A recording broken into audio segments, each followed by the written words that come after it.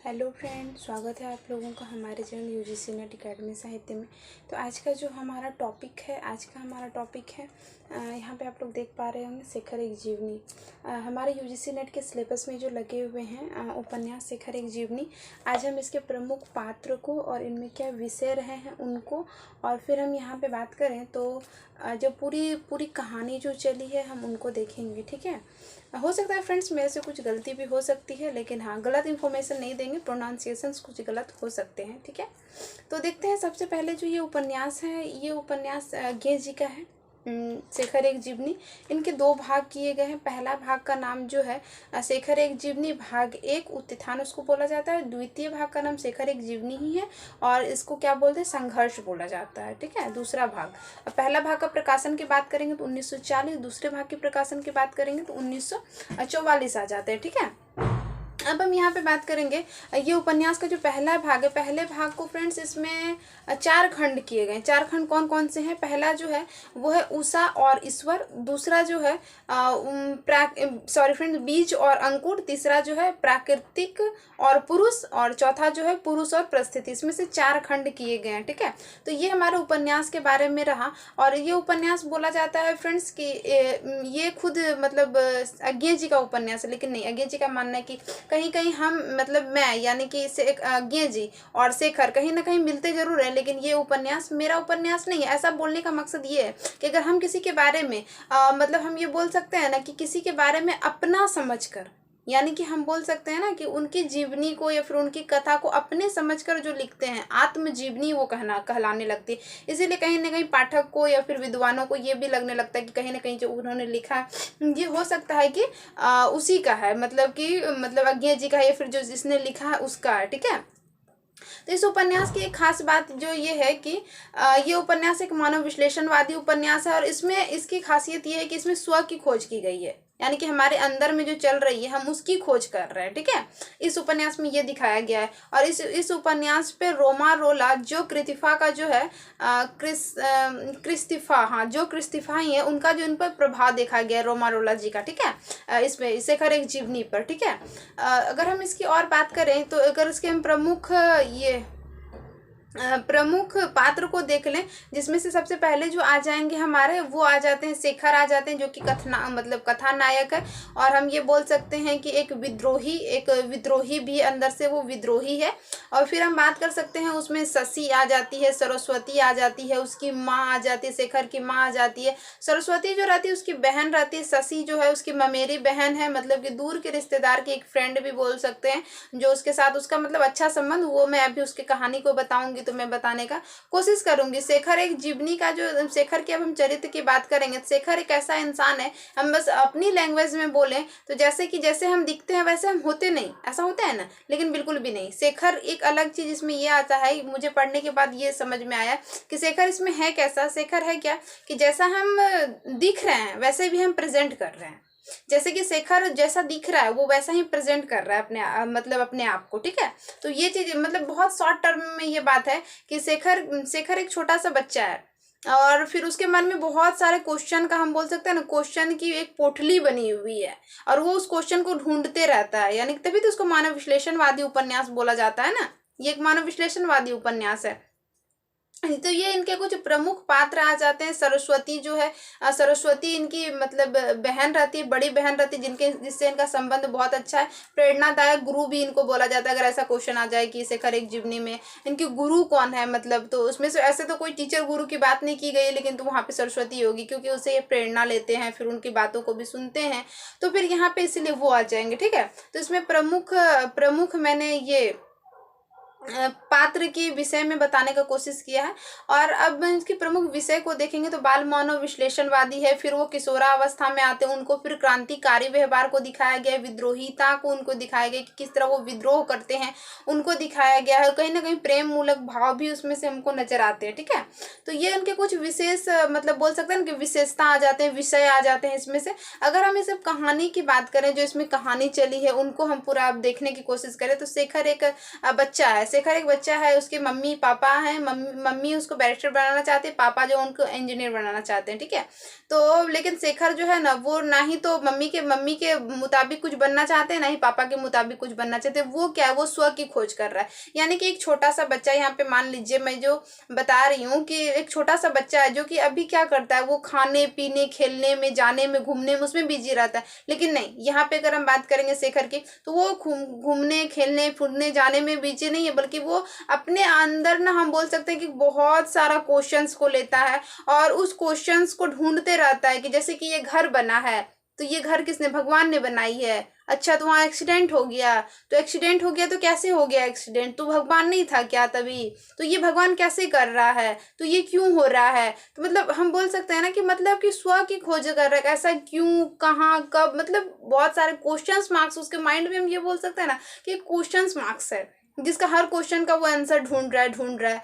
अगर उसके नेचर की बात करेंगे तो शेखर उन्हीं को पसंद करता है अपनी लाइफ में, जो उन्हीं बातों को, उन्हीं चीज़ों को, उन्हीं रिलेशंस को अपनी लाइफ में पसंद करता है जो कि उनके मुताबिक हो। जैसे कि उसकी मम्मा ने उनको एक बार कह दिया कि इस पे मुझे भरोसा नहीं है, तो उसको वो बात इतनी लग गई कि वो उनको जो ये बोल दिया भरोसा नहीं, उसने मम्मा से सारा कांटेक्ट खत्म कर लिया। इनफैक्ट जब उनकी मम्मा का डेथ हो जाता है तब तक भी वो उनसे बात नहीं करता, ठीक है।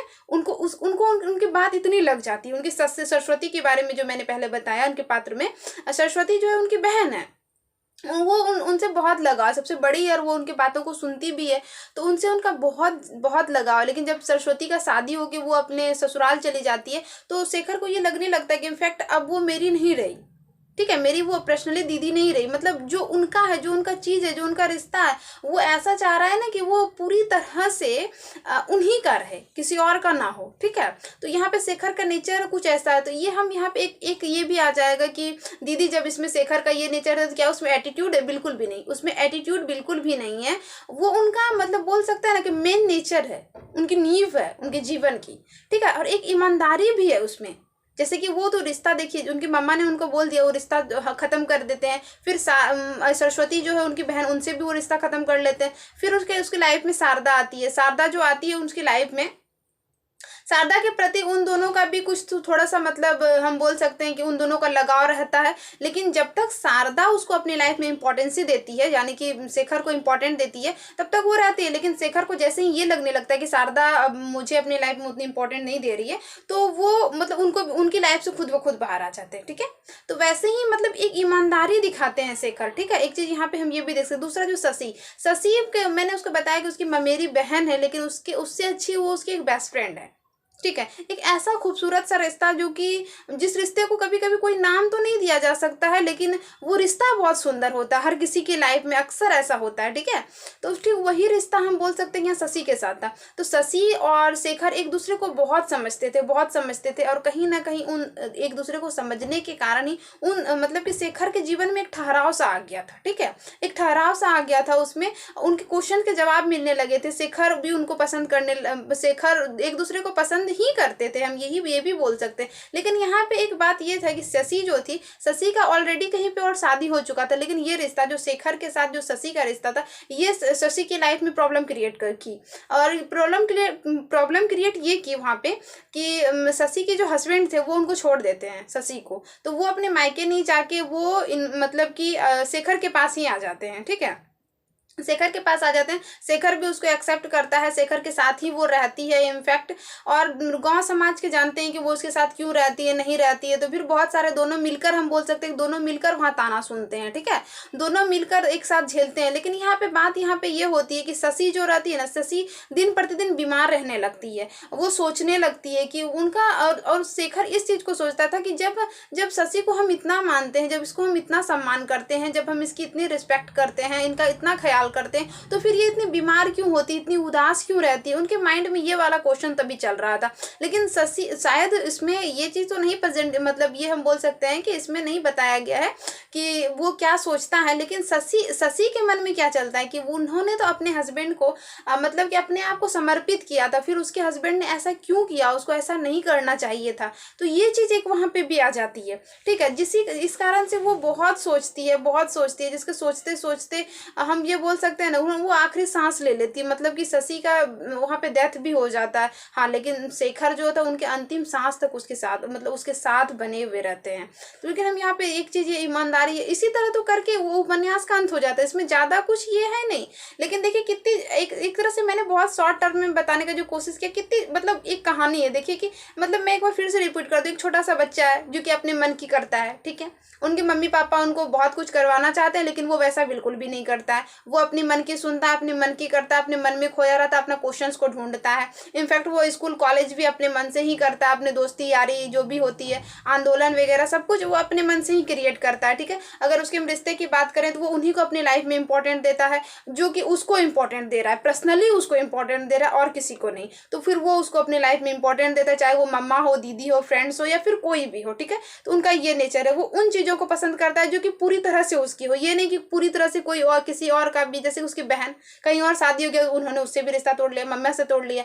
फिर अगर ईमानदारी की बात करेंगे तो शशि के साथ उन्होंने कितनी अच्छे से ईमानदारी निभाई। मतलब उनकी वो दूर की रिश्तेदार की बहन की एक बेस्ट फ्रेंड थी, कहीं ना कहीं उनको वहां पे ठहराव मिलने लगा था, तो वो उनके साथ बहुत अच्छा रिलेशन, जबकि उनकी डेथ तक जब। लेकिन हाँ, एक चीज यहाँ पे एक ये भी देखे कि उनके डेथ के बाद जो शेखर होता है ना, शेखर बहुत बदल जाता है। मतलब कि उसके जीवन में कहीं ना कहीं एक चेंज भी आ जाते हैं, कि मतलब हम ये बोल सकते हैं ना कि शेखर के अब जो माइंड में जो वो क्वेश्चंस का जो पोटली बनता था, उस क्वेश्चंस के पोटली में जो वो क्वेश्चंस रहते थे उनके उसको आंसर भी मिलने लगे थे। यानी कि इतना इसमें चेंज आता है। यानी कि मतलब कि इसी तरह तो इस उपन्यास का अंत हो जाता है। मतलब कि हम यहाँ पहली भाग की बात कर रहे हैं, तो यहाँ तो उसके उपन्यास का ये अंत हो जाता है। तो यहाँ पे हम यही देखने का कोशिश की है कि शेखर कैसा था, कैसा बन जाता है, स्व की खोज करता है। और फिर मतलब शेखर के ही नेचर पे तो ये पूरा उपन्यास है। और कहा जाता है कि ये उपन्यास खुद मतलब कि अज्ञे जी की भी है, तो नहीं, अज्ञे जी खुद बोलते हैं कि कहीं ना कहीं मेरा जीवन शेखर का जीवन से मिलता जरूर है कहीं ना कहीं कुछ हद तक, लेकिन ये मेरा जीवन नहीं है। यानी कि ये अज्ञे जी का जीवन का बिल्कुल भी नहीं है, वो ऐसा मानते हैं, ठीक है।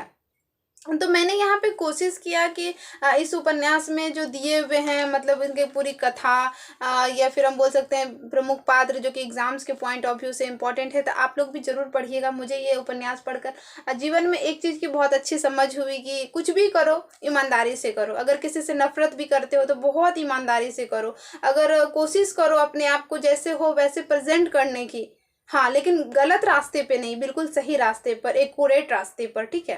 तो आई होप ये मेरी बहुत ही छोटी सी प्रयास है आप लोगों को अच्छे लगेंगे। तो वीडियो के साथ बने रहने के लिए बहुत बहुत धन्यवाद। मिलते हैं किसी नेक्स्ट वीडियो में। Thank you so much.